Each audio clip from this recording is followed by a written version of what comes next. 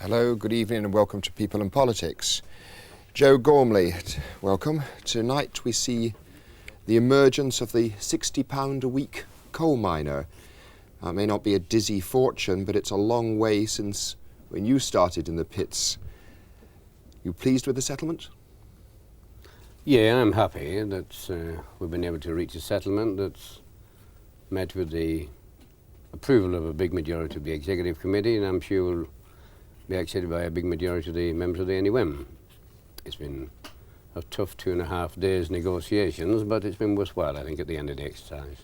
I'll talk to you about those negotiations in a minute, but first of all, I mean, surely to claim in any way, as you did, that this settlement is within the social contract is surely either to be joking or to be stretching the social contract before all creditable limits, isn't it? Well, I'd rather have it that I wasn't joking. I'd rather have the second, that it may be stretching things, but don't forget, Lou, that when we talked about the social contract in the first place, when it was first mooted, I did say that when we were into negotiations, that we wouldn't expect that people would be throwing the book at us, that they wouldn't be quoting every T and comma and dot. They'd allow us to negotiate, and we'd have to have the knowledge that what we did would have repercussions throughout the rest of the country. I don't think anybody can complain when you're negotiating for people who are working underground.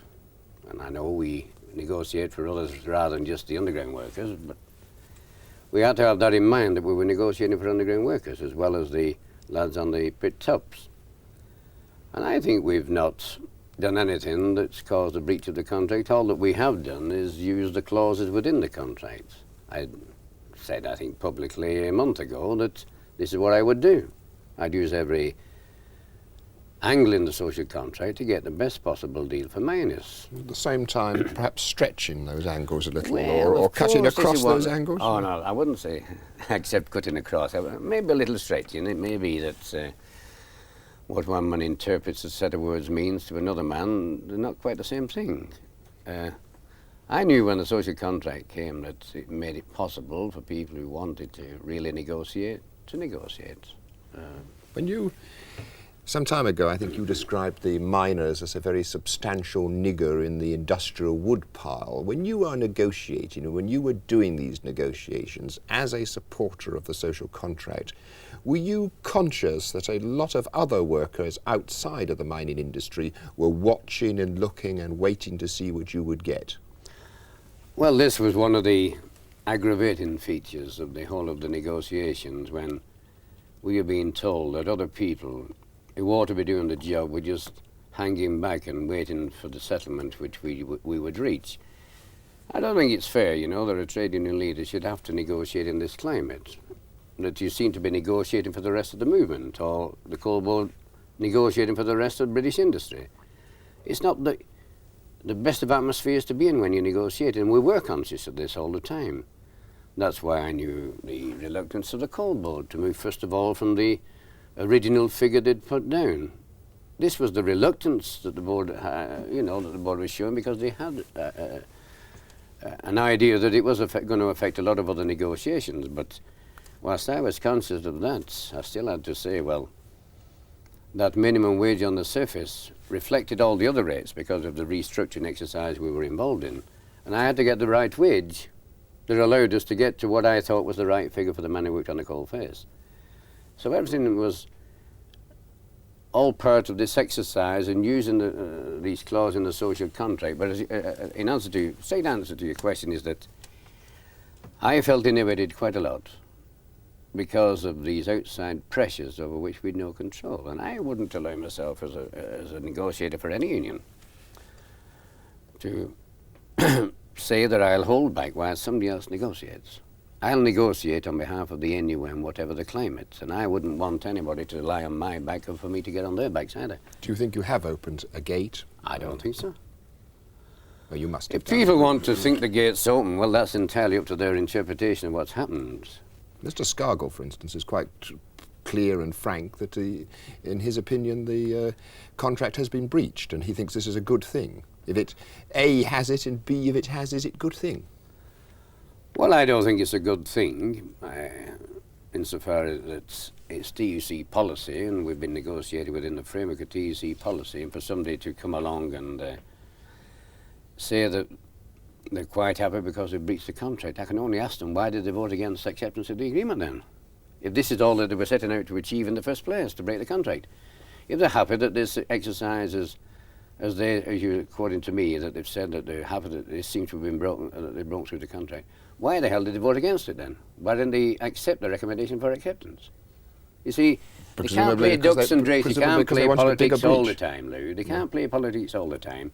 They can't come along with fancy figures and with fancy ideas and then be quite content when they get defeated in a vote for settlement and then go away and claim the credit for having done something. It doesn't work that way. And I get a bit aggravated sometimes, you know, some of the tactics which people use. And I'm not going to talk about any names. I have a full executive committee, and they're all in their own right. Militants for the sake of it. They never know what the hell militants is all about. They've never known. They got a tag of militants, and that's why I always ask these militants, and I say this to any of the countries around the country, the best wages have never been shown by the people who are supposed to be called militants. That's why the NPLA agreement that we had in 1966 showed up this fact that the militant areas were the ones that were well down the bracket when we're talking about average wages. So when people talk to me about militants, I smile a little. You know, I don't think they know what the hell it is, because they stand on a platform and shout the odds and paint wonderful dreams, you know, create an idea in the minds of men that they're all things to all men. That's not militancy for me. Militancy is being able to go to the employer and say, how do we get the best out of an argument? How can we sit around the table and discuss things? How can we get the best for the people we talk about? That to me is true militancy. You're not just shouting on a platform and gaining out. Aren't they trying to do the same thing, though, by different means? Isn't that their objective, to get the best possible wage maybe for different reasons. I don't know. I don't know some of the tactics sometimes. I don't know. You see, I just said to myself, well, what am I about? I have a job to do as president of the NUM, and I hope they have jobs to do as members of the executive committee. I know some of them have political motives. I have political motives as well. But you know, this question sometimes baffles me. Where do we go from here? If they're just trying to paint a picture for the future that we're going to get there, that's all right. I don't mind that. If somebody says to me that miners want 100 quid a week, I'll say, yeah, why not? At some point of time, they'll get there. But it's how do we get there that's the important thing. And if by just going along and to an employer and saying it's this or, well, I ask myself this question: how would I react if somebody just said this to me? What did you say to the coal board then, if you didn't say this or? I mean, they were conscious of a certain amount of militancy in the fields, weren't they? And I don't think so. I think they, like us, recognise the importance of miners within the community today. We have a big energy crisis. Have you forgotten, Lou? The country needs coal. How do we get coal unless we get miners and keep miners happy? You know, get it by wishful thinking. You've got to get men on the coal face. You think it's the drain from the industry and the demand for recruitment rather than the threat of strike action that motivates the coal board in upping the ante? Is that what you're saying? I think so. Yes. They're under determination of ourselves in negotiations that we had to right some of the things that have been wrong. Let's not forget, in the last few years, to having across-the-board increases, we've lessened the differentials between the different jobs, so that it wasn't the same incentive to move from jobs away from the face to the coal face, in many pits, not in all pits, and to move from those jobs to sort of development work, where the work is very heavy. Excuse me. We had for years been harming, I think, the wage structure, the promotion structure. Now, in this exercise, what we've done is been entered into this wage structure thing to put right some of the things which have been oppressed by these flat across the rate increases. We've now got a line of promotion which carries with it a financial incentive. The differentials we've opened up from 10p and that beyond to something different, you see. I think we've, in this exercise, built up a structure which will encourage more men to want to move up to the higher paid jobs, because that's where the money is. And that's where, of course, the coal will come from. Can I put to you, though, don't you feel, when you are negotiating, you are as you said, a political animal, and in this case, a political animal who supports the broad orthodoxy of the Labour Party and therefore supports the social contract. But isn't there always this dilemma and split for anybody such as yourself? You support the social contract as in your political position, and you vote for it at TUC and things like that. But at the same time, as a negotiator, if pressed by your members, you have to willy-nilly breach it, don't you? Isn't this a conflict? Isn't this a dilemma for you? Well, of course. Of course it's a dilemma, but it's not a dilemma that wasn't known by the General Council when we were discussing the document. I'm not on the Economic Committee. I'm not one of the seniors you see yet. I'm only a junior.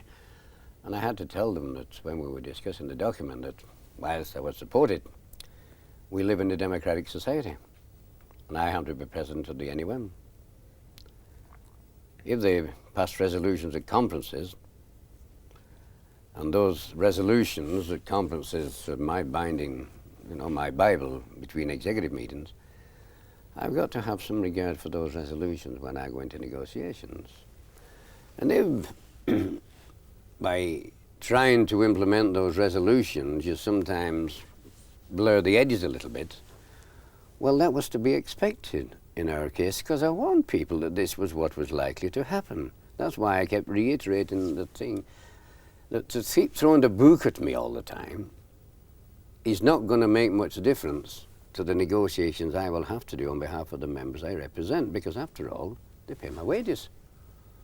And any man who works as hard at his job as I do, he can only be helping his industry or the employer who employs him. That's my job, Llew. It's your job is to do this interview and do this work. You do it well, I do my job well, I hope. Do you think the social contract is working?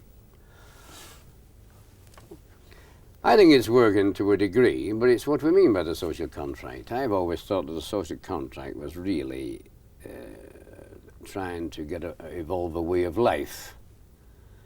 Whether you like it or not, for negotiators, it does have perhaps sometimes a qualifying effect. It does many times when you're talking to the employers, it's behind your mind that you've supported this TUC policy.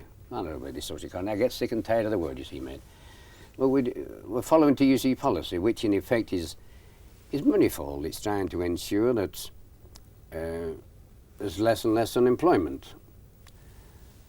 And when I look at what we're trying to do, if Britain finds itself in an energy crisis with not enough of coal to fill the industries, the energy side of the industries, then we could create unemployment by not being able to provide the coal. So I've got to approach it in two ways, these negotiations. How best do we try to fit in with the policy of the TUC and at the same time get the wage which will attract men to produce coal to Britain? And it's marrying the two together, which is damn difficult, Llew. But I think on this occasion we've successfully done it. Do you accept Mr. Healy's warning at the weekend that mass unemployment can and will follow if the social contract is not observed more closely than it has been observed? No, I don't. I must be honest. I think there are too many scared people running around the country today. Everybody's a prophet of doom. You'd think that tomorrow we're all going to finish up, drown ourselves in the North Sea or somewhere in the search for the oil. That's the excuse. Now I believe that it's time we started turning around and saying what's good about ourselves rather than what's bad about ourselves. That sounds very fine, but do you not accept that high wage settlements are a major cause of inflation? I've never accepted this argument at all, if they're married to something else. You see, let's not forget. Let me give you a couple of examples. The British miner is today, even with the new settlement, £50 a week behind the American counterpart, producing coal for their economy, for their industries. The only difference is that their output per man's shift is higher than ours. And part of this settlement is a production bonus scheme, which we hope and expect will increase production more and more. Well, that's a step in the right direction. So therefore, high wages are not necessarily always the cause of inflation at all if we get the right return for the machinery which is used to produce the goods we need. And therefore, it's unit costs which is important, and it's not just wages that determine unit costs. It's whether the machinery that is installed to produce things is fully operative, whether it's working successfully, whether it's really doing what it ought to do. And this is not one-sided. This is where everybody is in industry is involved in trying to get the maximum out of the machines which produce the wealth of Britain. And all this pie-in-the-sky talk about we all work for nothing tomorrow, it wouldn't solve Britain's economic problems unless we can get to a position where Britain's industries are able to produce the goods which I know a big part of the world is demanding, are looking for. Mr. Healy and Mr. Gormley are members of the same political party, and that they're saying totally different things. Why is Mr. Healy and why does the government make so much noise about wages if you were right and you're part of the same movement? Because we're part of the same movement doesn't mean to say we have to sleep together. I'm a member of a political party, but I'm also a trade union leader. Now, let me take my point again, then. Let me put the point again to you. I mean, why do you think, then, the government keeps beating the wages drum quite so hard? Well, I believe that... I'm no anarchist, you know, Lou. But I don't believe they've tried to change the system as much as they ought to be doing. I know there's a lot of shouts if we start talking about changing the monetary system and trying to get out of this stranglehold, you know, that we're in because Britain is one of the money markets of the world. I was talking to some people in the city the other day and they didn't convince me. There was a great deal to be gained from just being in this position.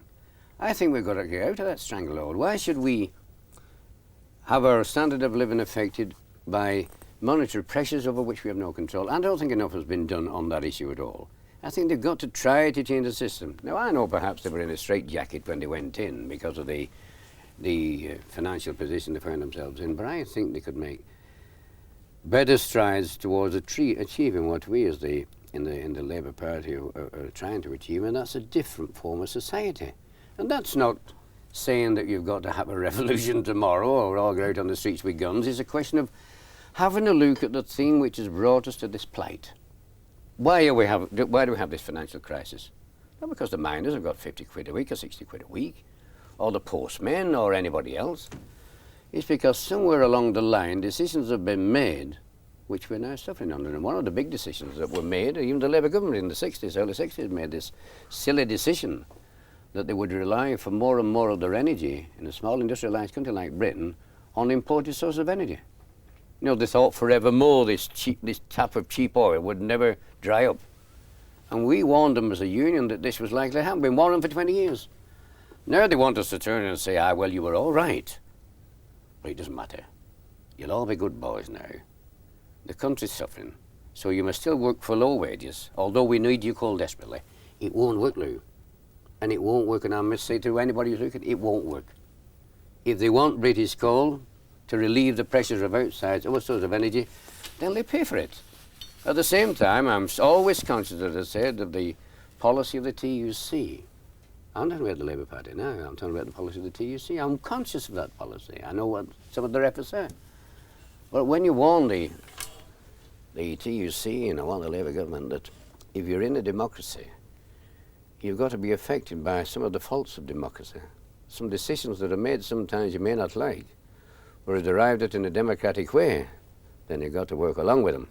I think you're not saying that we're not in an economic mess. Oh, no, I'm not saying that. You are saying that we're in an economic mess because of deliberate decisions that were made. But how can you get out of this straitjacket without, as it were, containing the straitjacket for a while? I mean, it seems to me that you're arguing against holding the straitjacket tight at the moment. What freedom to do what have they got? Well, this reminds me of a position we once had many years ago.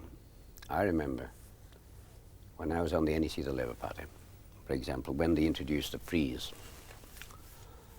You'd never gain a lot of success by saying to people who work for the living that will stop you getting any increase in your earnings.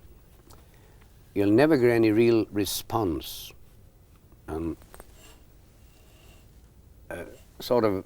not just a silent response. You won't get a positive response from work people if you can say that we can only solve your problems by cutting your wages or keeping your wages down. You want a positive response from workers in British industry today. If we don't get a positive response, then I don't give a damn what they do. They'll never make a success of any policy that they have. You've got to get that positive response which makes them want to make the best of the jobs that they're in. So I'm talking now particularly. How do you get it? Well, they've got to create incentives. Now, in my own industry, I know we've talked about incentives, 2 or 3 months ago, and I didn't get it accepted because of fears of past history. But today we've accepted a production bonus, which I think will reap benefits for not only the coal industry and the men who work in it, but for Britain as well. We'll get more and more coal, which will help to solve some of the energy problems. Now, we have a lot of other industries which are producing goods which the world badly wants. I'm not talking about the motor car industry, which is only one industry. And there's so many motor car manufacturers up and down the world that you'll always have the competition. But there are many other avenues of exports that we ought to be able to be selling in every market of the world. But somewhere, some way, we're not producing them as we ought to be producing them. Now, I don't blame the lads on the shop floor or anyone for this, because these many times are management decisions. And this is where it's a question of us all getting involved in industry. You know, for everybody to believe that they're part of the industry and not just somebody that goes to work at 8 o'clock in the morning and finishes at 5 in the afternoon and forgets all about it. I think we've got to get the lads, the workers on the shop floor and the workers in every industry involved more and more and more in management and getting them believing that they are part of the industry. You've got to create this enthusiasm. Does that happen under nationalisation? Does that happen in the coal board? I mean, 3-day weeks, 4-day weeks, absenteeism of alarming proportions sometimes? I mean, are the boys involved? I think you've been reading the papers too much, you know, this question of absenteeism. Well, let's not. But I mean, let's stick to my other question. I mean, do your lads now feel involved in a nationalised industry, that they're doing something for the country? Well, I'll answer your question direct. I think they're getting more and more involved in the coal mining industry. There's a lot more enthusiasm being shown now. Don't forget, we've had 15 years of a period when they've been running down the coal industry. There's been a feeling of insecurity, which inevitably leads to a position of apathy, where I couldn't care less attitude. Today, that feeling is not there. There's a security in front of them, and we're just trying to get this idea absorbed in most of the members' the miners' minds that there is this job security for them. And this is gradually changing the whole scene. There is this willingness to get involved at pit level, to get involved in the workshops level. We're having more and more consultative meetings and deeper consultation than we ever had in the history of this industry. And there's never been bad relations between the board and the union. Sometimes been a few harsh words said when I've heard them. When we've had a little difficulty in negotiations over the last 2 or 3 years, coincided with me being president, by the way. Maybe you didn't realise that. And but even then, when those harsh words have been said, when they've gone back to their own coalfields, there's been this relationship and the ability to sit down together and even in the same pub together and have a drink together. Now, that used to be a crime at one time, to think that a miner could sit down with a colliery manager in the same pub and discuss problems. At one time, he'd have been looked upon as a toady. Not today. They go into the same clubs, the same pubs, they discuss the problems in a proper way, the way that I think that should be used as an example, I think, in many other industries where there's still the bowler and the cloth cap image in many of the other industries in Britain.